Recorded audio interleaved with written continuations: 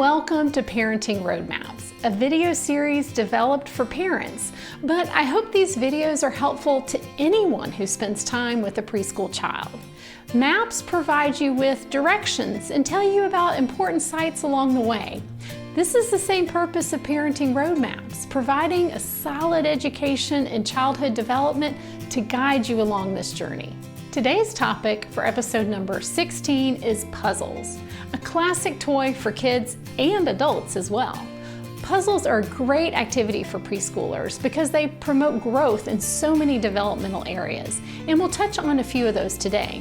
In addition, I will also highlight one feature of puzzles which illustrates a unique aspect of parenting. Puzzles, finding a good fit. Puzzles are easiest to connect to the cognitive domain.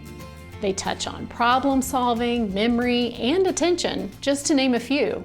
Starting with the most obvious, problem solving.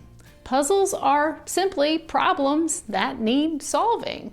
By playing with puzzles, your child will develop critical thinking skills and strategies for finding solutions. If a child has practice working a puzzle again and again, their memory can help them figure out how the pieces fit together. As a child is working a puzzle, they can use their memory to locate pieces that they are trying to fit together. I'm looking for a red piece. Where did I put that? And attention. Puzzles are an opportunity for a child to concentrate on one task from beginning to end. Not always an easy thing to practice for young kids with short attention spans. When offering puzzles to preschoolers, not only do you need to pay attention to the level of cognitive difficulty, but also the level of difficulty for the fine motor skills. Puzzles appropriate for younger preschool children will have larger pieces that are easier to manipulate, and often the puzzles will have knobs. Grabbing the knobs is good practice for future writing skills. Closely related to fine motor skills is eye-hand coordination, the ability of your hands to coordinate movement with the information coming from your eyes. Think about the movements needed by your hands to get puzzle pieces in the exact right spot. Here's a sample of how puzzles can progress through the preschool years. For the beginning preschool years, puzzles with few number of pieces are ideal for short attention spans. Large pieces are easier to manipulate, and large knobs are easier for puffy little hands and fingers to grab. Moving along, notice the next type of puzzle has more pieces, and notice that the pieces are smaller and have smaller knobs. In addition, the theme of shapes is a bit more advanced compared to the puzzle with fruits. With the next puzzle, notice that now it takes several pieces to complete a whole picture. And notice that the base of the puzzle, and the last two puzzles as well, offers clues as to where the puzzle pieces should go. And our last puzzle. Notice how the puzzle pieces are much smaller and thinner. There are no clues offered on the bottom of the board. The child working the puzzle must rely on their memory of how the puzzle looked and rely on the shape of the puzzle pieces to solve the puzzle. Is this an edge piece or perhaps a corner piece? What color is the vehicle on the piece? Which way should I rotate the piece so that it's turned the right way? One very important point: puzzles do not have to be store-bought.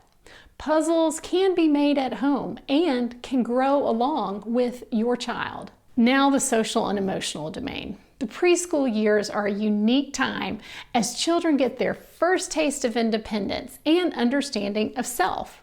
Puzzles present wonderful opportunities for kids to build their self-esteem, to create moments when your child can say, "I did it all by myself." As I mentioned earlier, I want to highlight how puzzles illustrate a unique aspect of parenting.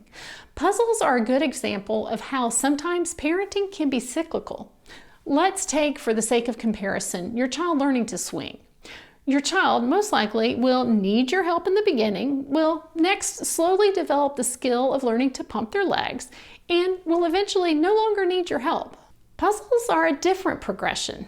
Parent involvement is going to increase and then decrease, and then increase and then decrease. As your child starts working puzzles, they will need help and guidance. It's a balancing act between keeping their interest in the puzzle while not reaching a level of frustration where they want to give up. Then the next phase. Using their memory and attention skills, your child will become more independent and gain a sense of pride in finishing the puzzles on their own. And then the cycle begins again as you progress to more challenging puzzles, involvement and support, and then independence. It's going to require attention on your part, continually asking, is this puzzle a good fit? And one final thought, just like each puzzle piece is unique, so is your child, and so is their journey through childhood. As their parent, continuing to ask yourself again and again, is this a good fit? Is a wonderful way to stay focused on your child and for you to know how you can best support them along this journey. Next episode, we will cover our last domain of childhood development, the speech and language domain. Enjoy your week, and I hope you can find some time this week to sit down and work a puzzle or two with your child. And as always, remember to enjoy the journey.